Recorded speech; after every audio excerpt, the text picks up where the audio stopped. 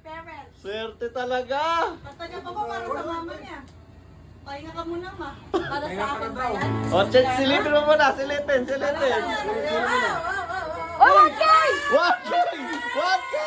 1K! 1K! Wow! 1K! Ilan yan? Bilangan mo. Ay,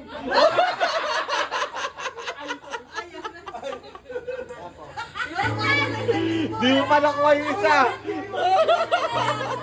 pa niya pinatago dahil pag pinatago ng ganyan yan, mahanapin ng 1K niya. Nasa 4 na lang yung totoong 1K. Ano ba yan, sayang?